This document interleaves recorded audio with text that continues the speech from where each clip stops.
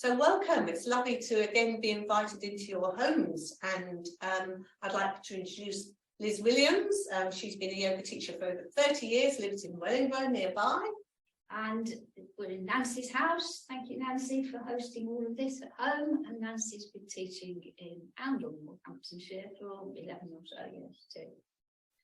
So whether you're first time here, it doesn't matter, you'll enjoy the session. But a couple of health and safety guidance which you've had, just to remind you, I hope you've read that. But if your feet aren't reaching the floor because of your chair, have a large book or something underneath them that's firm to feel grounded. And my feet are, and Liz is now on a book. I've got shorter legs. Yes. Enjoy what you do. Today might be different. I had not much of a voice last week, if some of you remember, so it's different today, but I'm still a little bit bunged up. So, you know, we have to adapt. And so enjoy it. Enjoy what you do, whether it's small movements are great as well, aren't they? So be curious as usual. We've got a very brief question to start and then we'll get moving. The question, which we'll have mainly at the end, but just from last week, was I'm getting on really well with a little bit of movement, but then I've just had a bit of a setback. And it's sort of, yeah, well, it's a setback. Of course, like you had last week. Yes, we're not absolutely sure what that was, but yes, so we were talking about that, and I think the important thing is that we still have to keep moving, but perhaps with something smaller, and recognise also that life is full of setbacks, isn't it? Yes. And our resilience can build up, which our yoga practice can give us. Yes, the more we do, the better.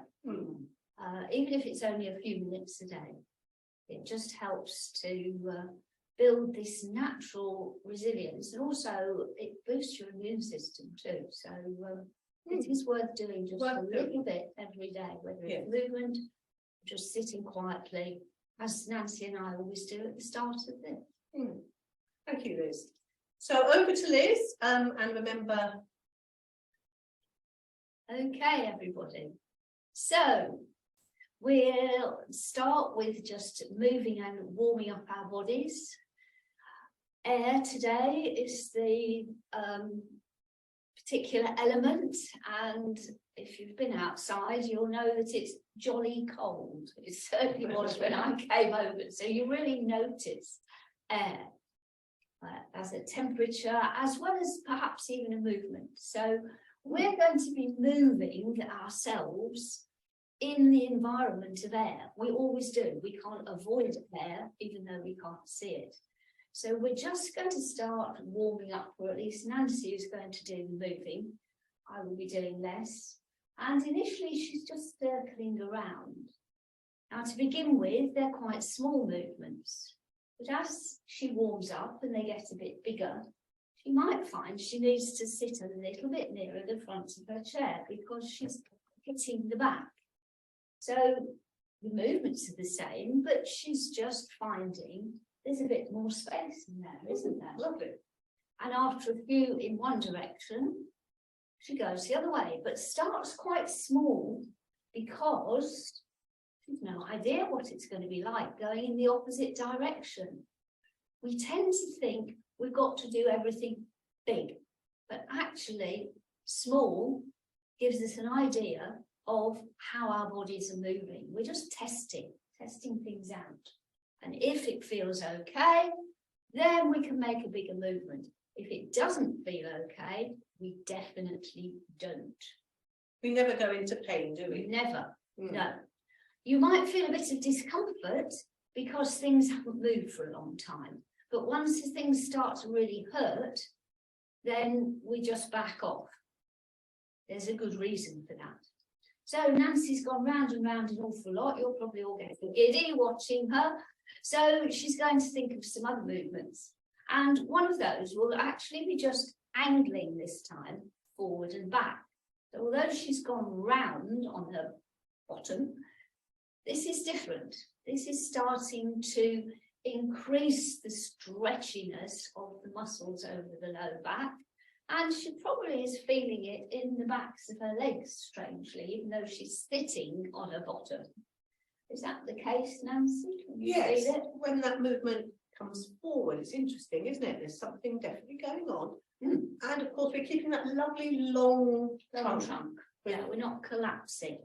For those who were there last week, of course, we had our Egyptian, very, very regal. Yes. So again, we want to feel that. Oh, what about my head? I've got to make sure I keep looking down, don't you? Yes. It's very easy to always look forward. And then we're putting a strain in the back of the neck, but also in this area too. So when we move forward, our gaze, our heads go slightly forward too. So we're just again warming up. After a bit, Nancy might find she can reach down her legs. I don't know. She might not. And she doesn't do too many. It's just to warm up. So that's a stop. And then you always have another wee wriggle because you want to keep this area loose, particularly if you spend a lot of time sitting. Okay, now we're going to do the same idea, hinging, to go sideways. So again, we're not collapsing. We're making an angled movement from where we're sitting, like tilting a bottle really, or a cup. And Nancy's now trying to hold her head a bit tight, you might notice. I'll smile. That's not going to help. So it's just making sure that you're not scrunching your neck. You're going with it. You're going with it. So your head and your neck continue along with you. You don't hold them up or angle that neck. That's it. That tension's disappeared from your neck and shoulders.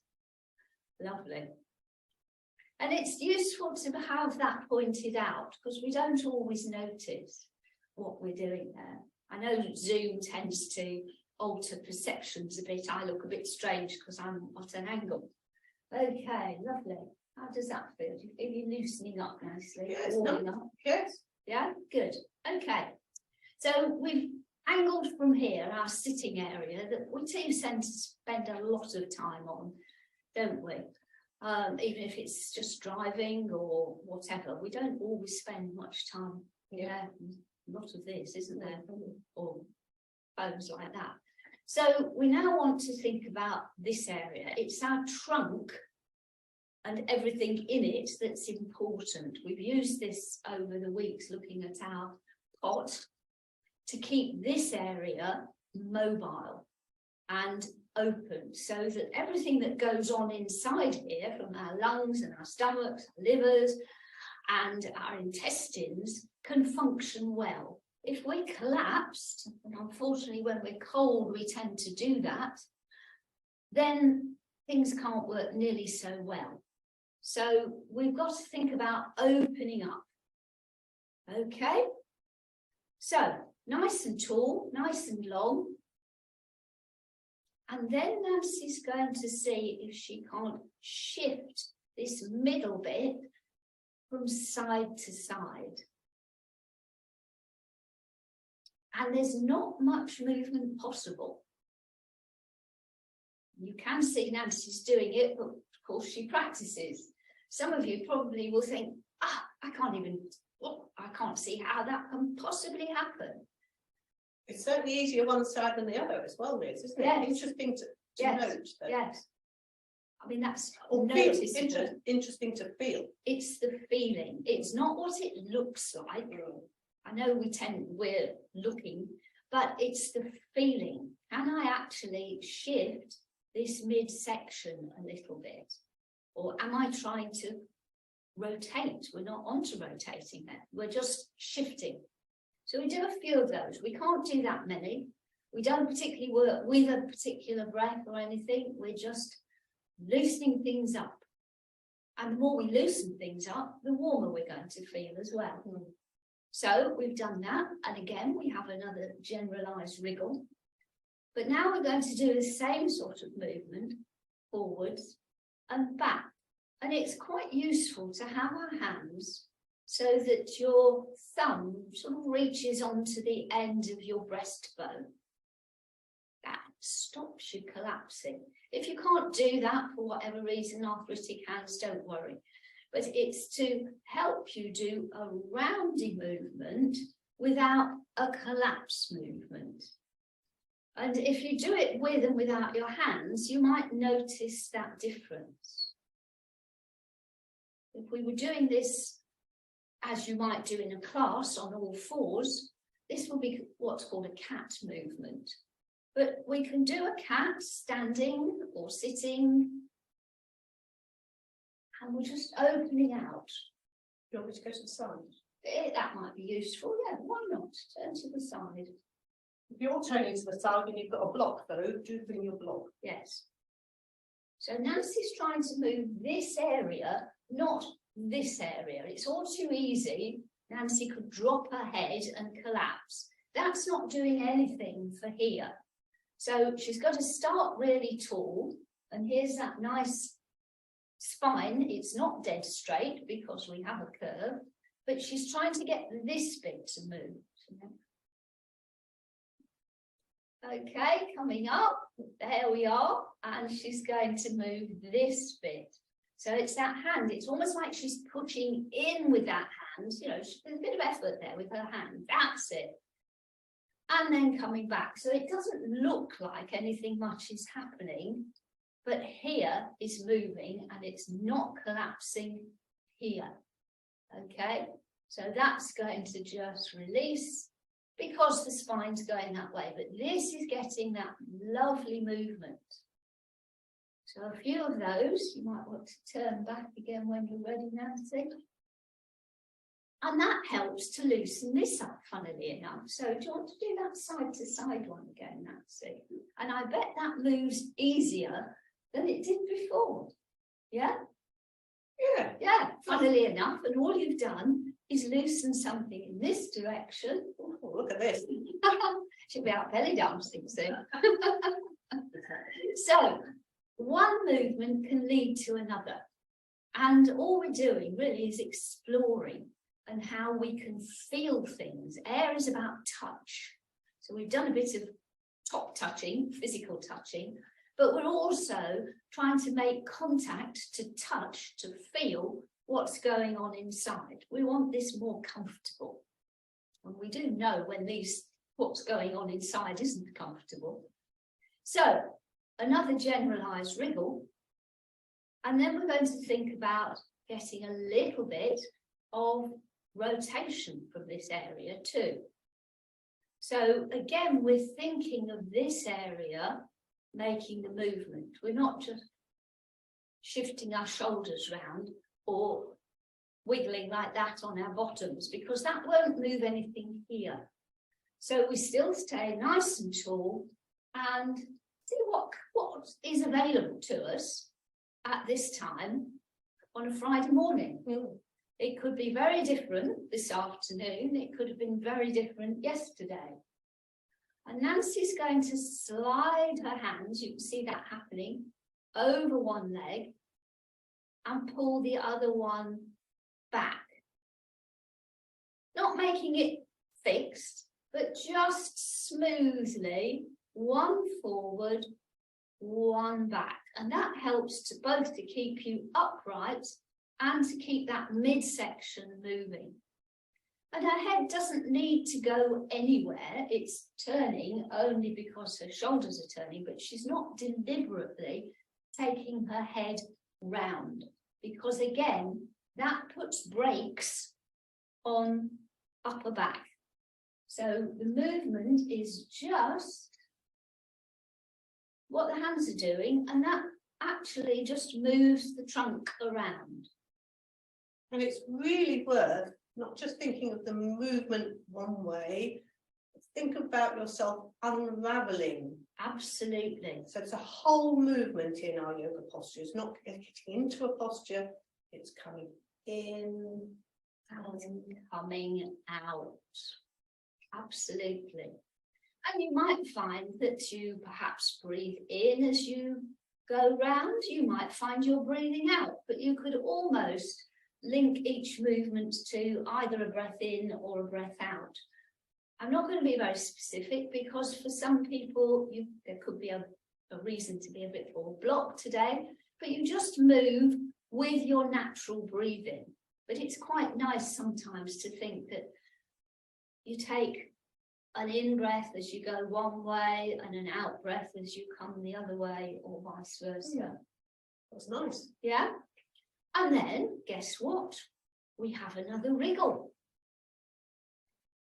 It's all about being curious about your own body, recognizing how it's feeling today, now, not earlier, not later, whatever, and learning something about it that you can take into another time. Even if all you're doing is recognizing that it was easier to move, like Nancy's just said, and then she found after a bit more movement, things had loosened up. So this starts to relate both to our evolutionary past.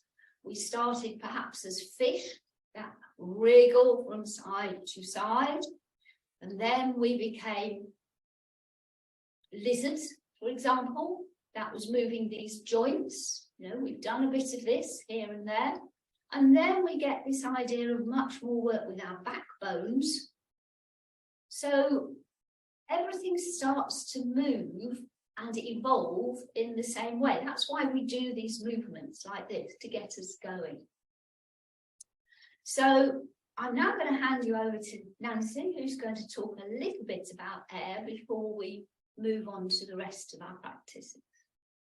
Thank you, Liz. And as Liz said, it is cold today, so do keep your layers on if you need them. Okay, simple as that.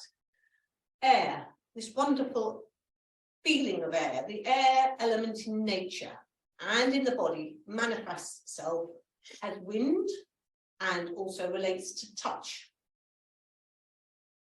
We can't see it, but we can definitely feel it, we can hear it, and of course we can see it by its effects on other things. And wonderful autumn we've had. So I'd like you to bring a hand up and let's feel it by blowing on our hand out through the mouth.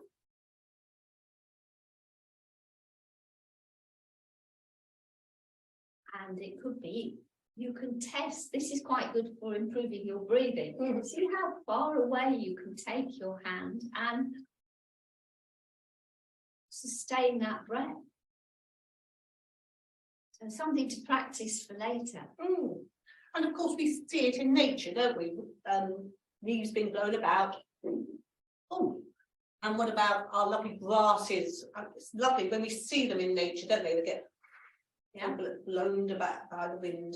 Yeah. And it's fantastic to see all that. But we don't want to be blown hither and thither, just like that. We want, particularly as we get older, we can have a bit of that going on. We want to be able to feel a bit more settled, which comes back to all our elements that we've worked on, our particular earth.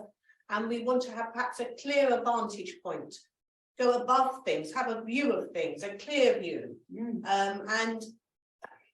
And that's part of our learning process here, having that clear view. So we want breathing space for our minds, our body, and our breath.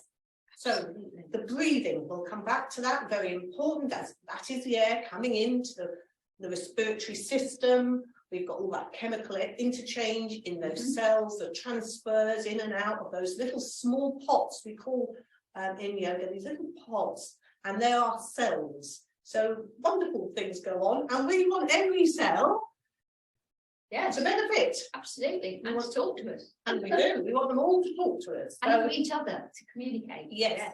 And if we've got a bad something, we know that it's not just that we need to move, but also parts of the whole body. Yeah. So Liz, she's going to be guiding us through these elements of touch and feeling the earth again, supporting ourselves with a bit of fluidity, connection to our inner light. And it is us that feel, to be honest, it's nobody else that feels what you feel. And we can restore through our yoga practice a sense of purpose and a little bit of that inner light as well. Absolutely, yeah. And being able to move in the way that feels easy, safe and comfortable, appropriate and as necessary. You know, sometimes we're forever fidgeting about, is that necessary? Sometimes it is. But we also might need to be reaching for something. We're driving, that is both necessary to keep ourselves upright. We can't collapse over the wheel. There's all of these things that our yoga practice can help us to have the most comfortable, safe and easy alignment of body and mind. So we're going to start, as we did a bit last week, we were looking at our life force. And we were using the Egyptian sun salute and also the Egyptian image of Ka, which stands for life force. And this helps to release our shoulders. So first of all, let's just have a bit of a wiggle of the bottom, because we've sat for a while. All the time, just keep moving. We can't see you, so you can wriggle about as much as you like and do all of these movements. We're not going to, we'd look fidgety, but you can move all the time. So we just wiggled our bottoms a little bit, but we're going to move our shoulders and do this idea of the Ka salute. What we see, if you look at any hieroglyphs, is an image a bit like that, around my head, and two sort of wings, arms sticking up. So we're going to move in such a way that really helps that area open. So let's start from our solar area, our solar plexus, and we're going to move out from there. So our elbows are going to go out, and then without dropping the elbows too much, but some people will have to because their shoulders are tight, that's fine. But we're putting the hands up and facing the front, like Nancy. And then the arms are going to elevate a bit higher, if they will. So up towards the ceiling a bit, but it might not go too far. This is number one, remember. Then the palms face each other. This really helps to work around these areas. And then they turn back to face the front. And then keeping the elbows where they are, the arm bends back down, so it's parallel to the floor, horizontal. And then the hands come back in towards our solar plexus, keeping the elbows up and down and back into our statuesque position. Okay, was that all right, Nancy? Yeah. Yeah. So again, we're going to start from here. You know, a lot of these Egyptian statues, they had a big sun disk. That was part of their image. So we're going to start with that. The elbows can lift. This is where we see whether elbows will lift or whether we're trying to do that. So you move them to wherever is comfortable. You might not go up that far. Nancy's are staying there. Doesn't matter. So hands are there. Then they're going to move outwards without losing that elbow height. And go up, arms facing the front. And then the arms can elevate a bit more, not the shoulders. She's going to lift from here, creating more space in there. But if you can only do one side, or they're not coming as high, that's fine. Keeping that area open is really important. Palms face towards each other. And again, we're noticing that difference one side and another, and I'm definitely noticing. Yeah, and whether it's comfortable and easy. So I might just drop my arms a little bit. Yes, she's tiring. Turn the palms back towards the front. And then bring the arms, the forearms parallel to the floor. It's so easy to drop when we do that. Cheers. I'll Yeah. have a go at that. And her wrists drop too, you may have noticed. So it's maintaining things at that level. Oh, we don't often know we're doing it, very often. And then having come to there, they come back in. And then the elbows come down. And we come back to the start. It's always different every time I do it. Well, that's nice coming back as well. It feels really nice. Yeah, you feel much looser already. Yes. Yeah. Shall we do one more? Okay. So starting at your solar plexus, then your elbows going out as much as they will. And already, look, Nancy's coming higher already, not because she's making it happen, she's just eased out, things are looser. Now the forearms come up to face the ceiling, arms facing to the front, very statuesque, but very comfortable. Arms raising up, so you're reaching up higher. Doesn't matter how high you go, it might be only one arm you're doing it with. Arms face each other. And that is interesting to notice that rotation, Liz, because you think you've rotated them, but just, you know, just be aware that there's a fair amount of rotation that can go on there, isn't there? And it works into here, Yeah. and into here. It's not just your wrists that are doing it. It's not a twiddle. You're actually moving all around this top area. Then the palms face back to the front. And then the forearms parallel to the floor, keeping those elbows up. This is all about stamina as well, and sustainability. Watch that wrist. And then, having got to here, they come back in without losing the height. Then we can bring the height down. And then we come out and rest. Okay? And that's loosened things up. And you might notice Nancy is now much more open and taller. Very nice. Okay, have another wiggle. So important, particularly with seated yoga, because we're sitting, we're squashing this area of our body. You know, there's a lot of weight, I fear, sitting onto this. No, we don't want to think about it. Not so much on our feet, but we do need to move our feet and our legs. So what we're going to do for a moment before we do our Egyptian sun salute is think about moving our legs. So wriggle, know where they come from, deep in here, in the groin area. And we're going to just lift one, but without tilting. Or maybe you do tilt. You might notice that there's a tendency to tilt over. So lift one leg and then lift the other. Doesn't matter which one. And then put it down. So all you're doing is just raising one and putting it down. And when you're doing these things very mindfully, you know, you don't think about it when you're walking. But if you had to relearn to walk because of damage to anything, these are actually much more difficult moves than you think. But you're just learning or finding out some knowledge about yourself each time.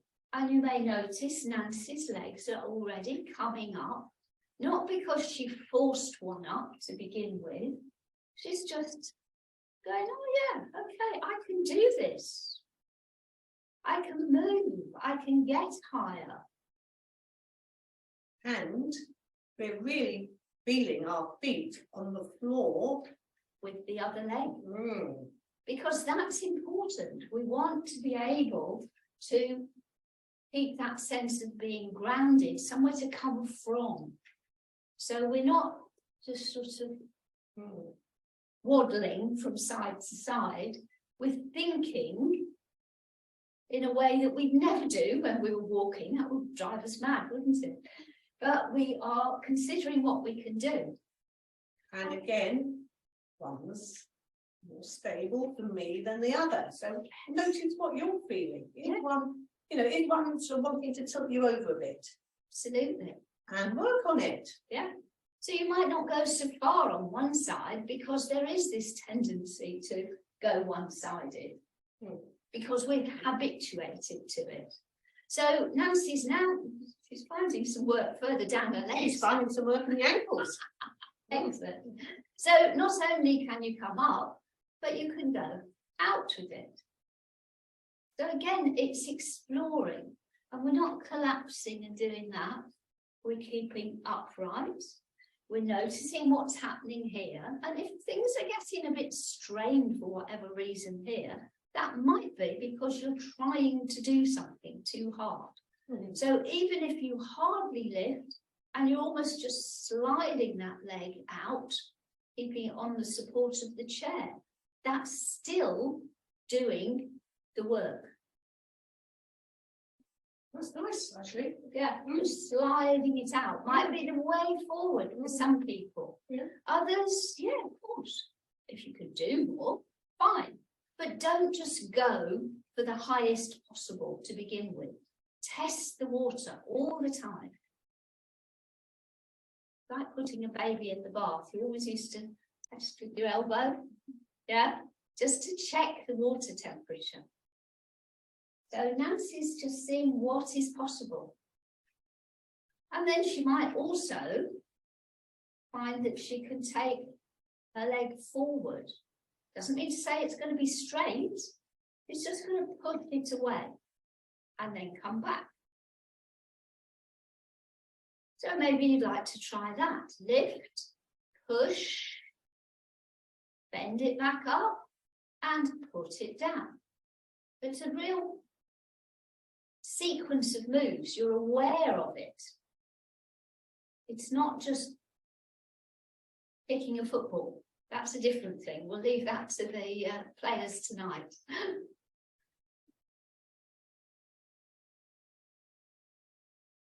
And again, it's about feeling the support you're getting. Absolutely. It's so easy to tilt. It's also very easy to start doing funny things with your toes. All I'm saying is push, not turn your toes up and do something weird. I've got a creaky chair here. Yes, you. Come in, where did it come from? I don't know. This is your hand. Okay, so we've loosened all of that up. We can have another wiggle. And then we're going to just check that we're breathing. We've opened some space. So just sense, feel whether there is breathing movement. We'll come back to breathing again in a moment. But just feel yourself almost expanding in all directions. When I'm explaining breathing, I know I need to be an octopus because it goes in all directions. What we don't want is breathing. And a lot of people, unfortunately, think that that's what we need to do to breathe. Nothing gets down here.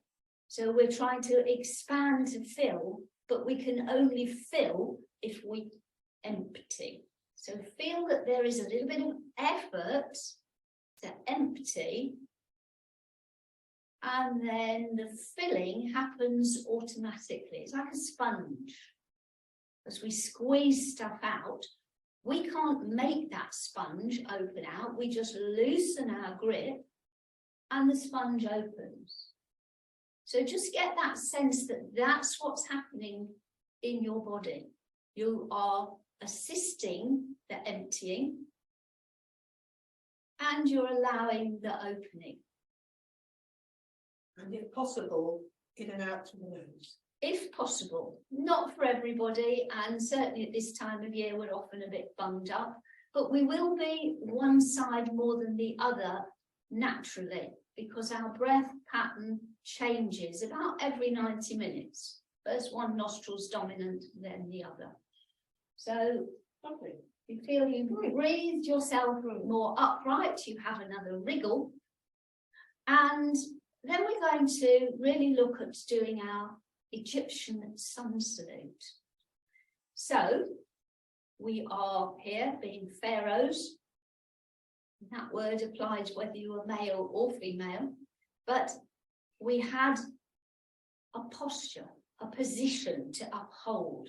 Perhaps a position to uphold is the right way of putting it. You know, we had responsibilities as pharaohs, but we also had a lot of people around us to do things. So we didn't need to do some of the mundane stuff that everybody else was doing. Well, I'm afraid we do.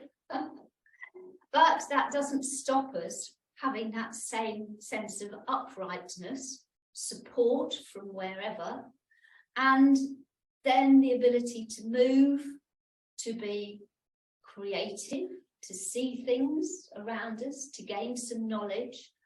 And then the really important thing that comes from our earth element, we've got all that information coming in, and then we start to learn to use it more wisely.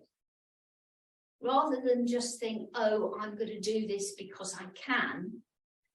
Is it appropriate? Is it necessary? Could I get somebody else to help me rather than me straining myself to do something? I know we don't always have that opportunity, you know, if we live independently, but it's still important to know what you can do, what you should do with the body you've got, the equipment got, rather than just doing it for the sake of it. You know, if we're driving the car, we could all put our feet down and do 80 miles an hour, but if it's a 30-mile-an-hour limit, we have to respect that. So wisdom, but it can be intuitive, it can be common sense. And if we start to think like that, it helps to sustain us. It's a life preserver in a way. We're not doing something silly. But Nancy continues to move while I'm talking, and I hope you're all doing the same. Right, let's go. Egyptian sun salute. We're going to build on all the moves we've already done. And I think we could start with our hands here. Might be as low as in front of our solar plexus. We are thinking sun. We might prefer to be like that, because then we are at our solar plexus. So it just depends on your arm length, body length, everything else. So I'll work from here for a moment. But we're not up here. We definitely aren't up there, because we want this to be breathing. So we're going to start to raise the arms up. And if palms have to separate because we've got short arms, or a bit, we don't go too high. We just go maybe above the head, and then we come back down again. This is again is testing the water. And then we go up again. And Nancy's going to make sure she can feel where her feet are, feel where her bottom is. That's the support that allows her to elevate. Without that support, she's not going anywhere. So coming back down again to our solar plexus.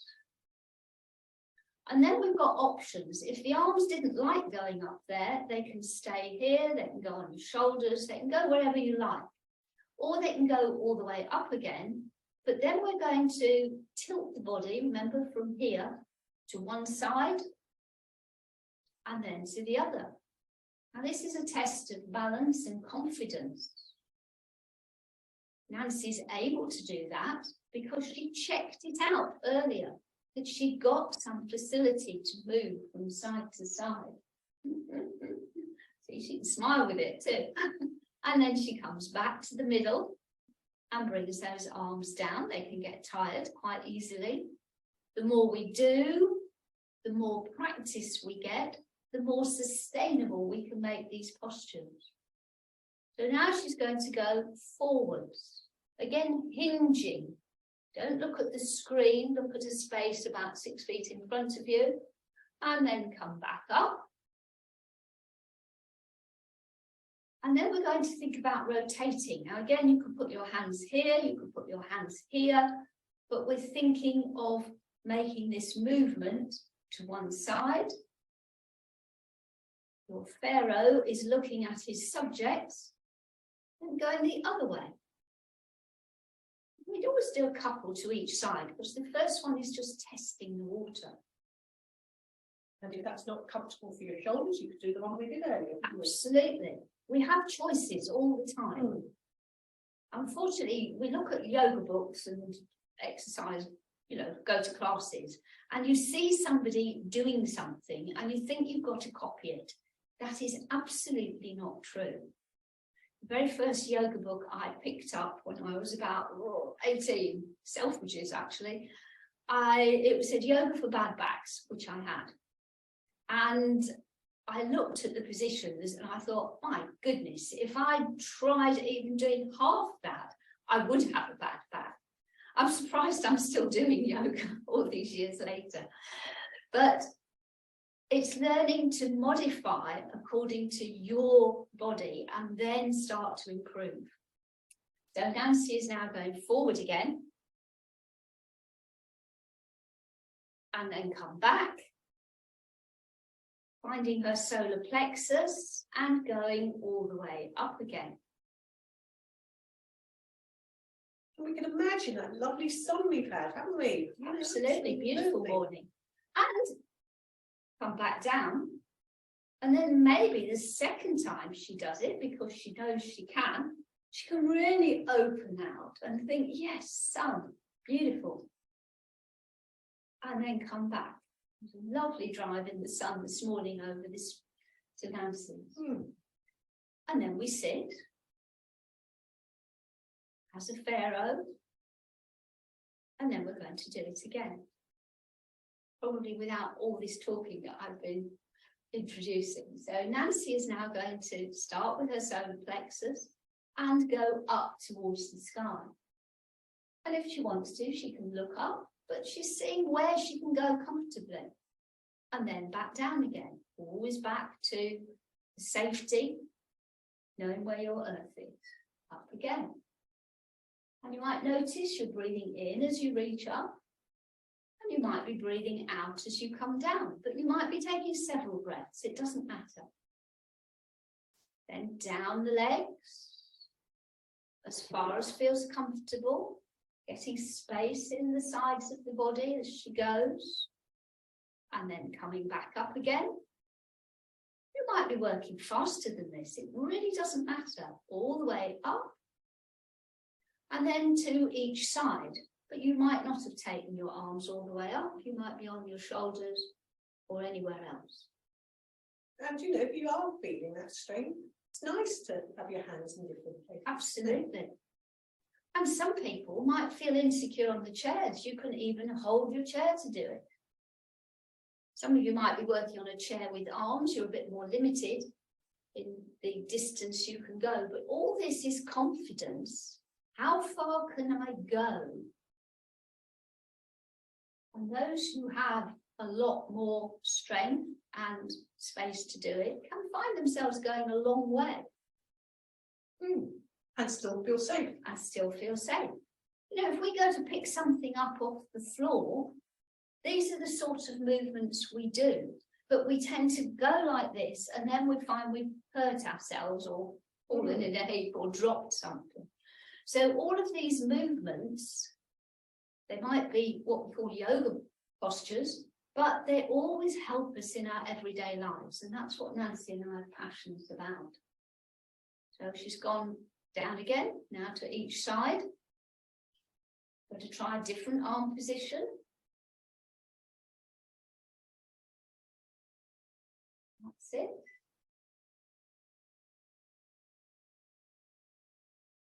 And it might be when she does the next repetition, she lifts her elbows so that she can really feel some work underneath going on. But I have got a bit of a restriction with my chair. Yes. So that's life, isn't it? Yep. So you just notice what is possible, what's easy, what's safe, what am I comfortable with, is it appropriate, and where can I go next? Back down, back up, all the way to the sky, maybe just opening out to the sun.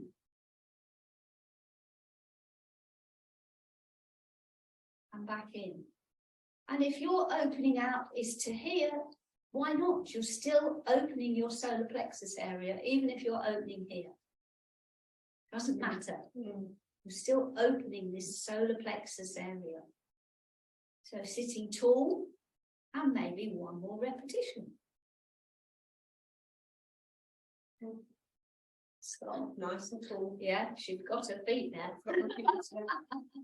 But it makes a huge difference if you feel Yes. where you're coming from. Yeah. And it's that lovely connection, isn't it, to that beautiful skies we've had. I hope wherever you are, of course, we might have had all different weather where you are. Absolutely, yeah.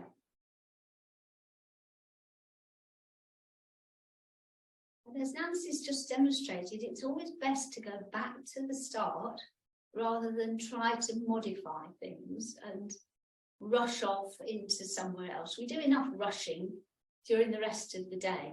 Here, this is time for you. Go into that reach, and then Nancy's doing the really long posture this time, over to one side, over to the other side. Feeling secure, comfortable, but still learning something. How far can she go? Then coming back down. Doesn't matter whether your arms will right up or not. Down towards her feet. If that's possible, it might be only your knees. Nancy's found the earth this time. Coming back up. And now able to rotate. So much more space, so much more fluidity, flexibility, movement. Not because we've forced anything, but because we've invited all of that in. We've invited our elements to work together.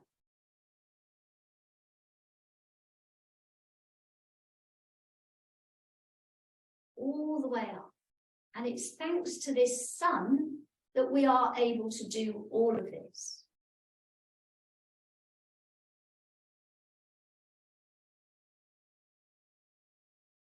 There we are. Down she goes again, just because she can. It feels nice to do. Feel the earth. You're aware of the water element as she moves to come all the way up. Up to the sun. There's the light. The movement has helped her to warm up. And maybe just moving, you could feel how you're moving through air. A bit like we move through water. Air and water have very similar qualities of support.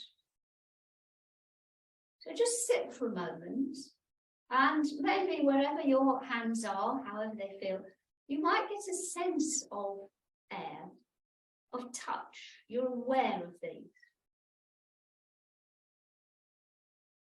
And then we're going to do something that, well, we all have to do at some point. It's like going out into the big wide world.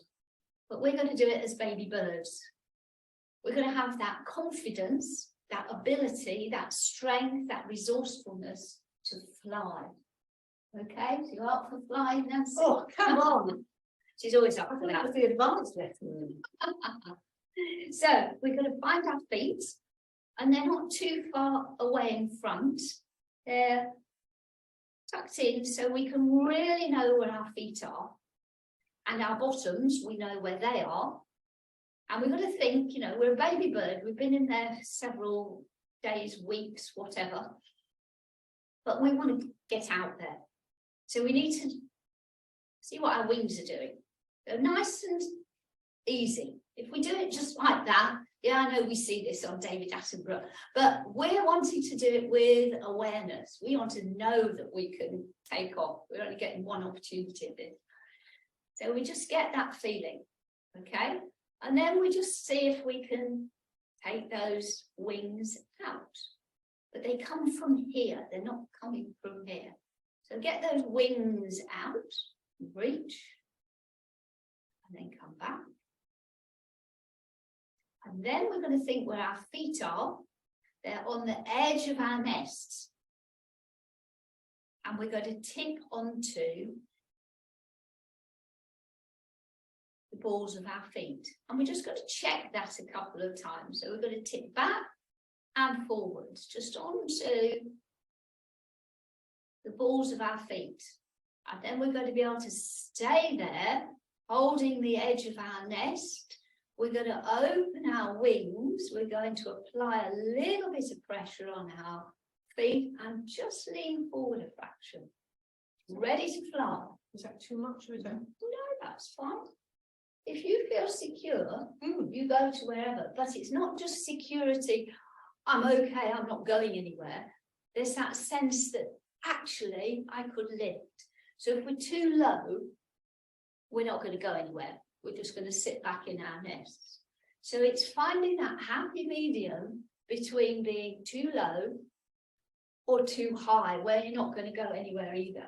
And it could be your wings need to come in To start again. because we're feeling Feet need to go down, they might need to go back a little bit closer to you. Experiment to get that sense that, yes, I could go, but you're not going to. Just being at that point. And the ankles are doing a bit of work. They Those certainly baby are. girls are having a bit going on in the ankles as well. Yeah. And if you can't get your foot into that position, you can work with flat feet. I mean, not everybody can. Some people haven't got that space.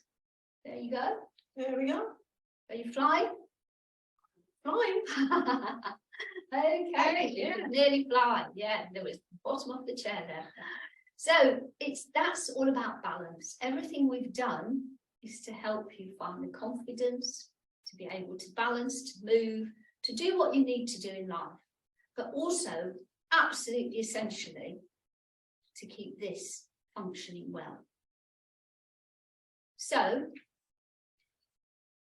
have another wriggle. Move anything that you feel needs to be moved. Nancy's actually going to put an extra layer on. I'm just going to continue as I am. It was very noticeable in the night when I had to go out to the bathroom. I was very aware of air on my skin. It was jolly cold. So air relates to what we do with the knowledge we've gained, but also to feel ourselves breathing and then just to let everything else go. Just having this lovely, effortless, natural, easy breathing. We've already touched on the idea of emptying. That's the slightly effortful bit to begin with, as though you're blowing out like we did earlier. But if we're always struggling with breath, it's an indication of something not right in here, or even in our heads. It's an indicator of tension, running out of resources, ideas, running out of steam. We use these phrases, running out of juice, running out of energy. So one way to restore that is to just sit quietly.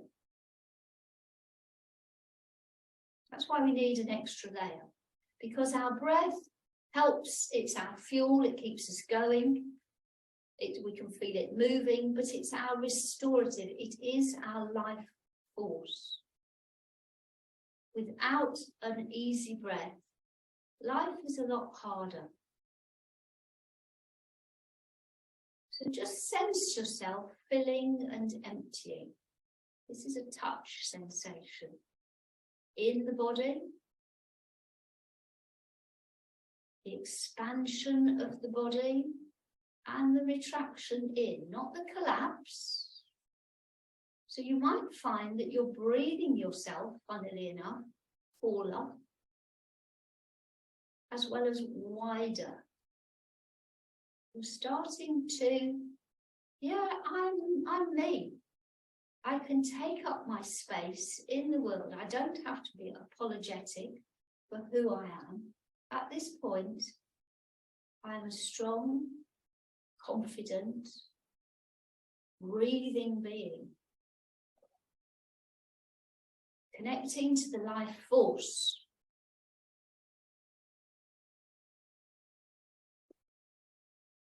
So just sensing that movement in the body initially. But then you might start to notice, you can make this more subtle, and you're aware of the touch of air where it enters and leaves the body through the nostrils. your room isn't particularly warm, it might feel a bit cooler as the air passes in, and it might feel a little warmer as the air passes out, but it might not. You might not notice that at all. It used to worry me when my teachers told me this 40 years ago, whatever it was, 50 years ago, and I couldn't feel it. I wasn't sensitized to it. So don't worry about it, but you might notice it. But it is that movement, that touch of air in the nostrils.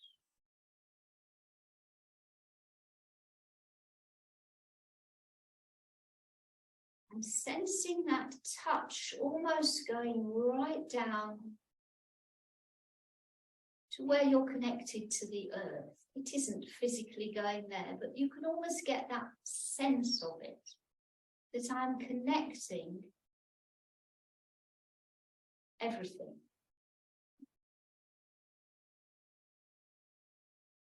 Through the touch of air, the flow of the breath, in and out.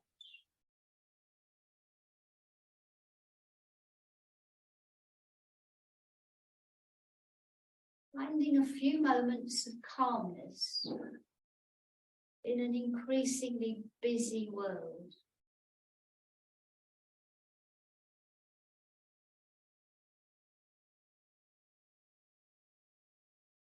Letting those feelings of perhaps a little agitation or anxiety just subside, not because you're wanting anything to happen, but you just stopped trying. You are just being with that touch, yourself.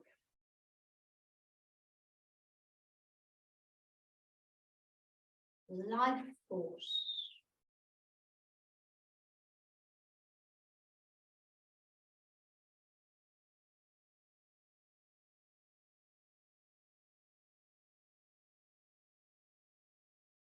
And then we're just going to find the body again. So again, be aware of the movement of filling and emptying, that movement in the body.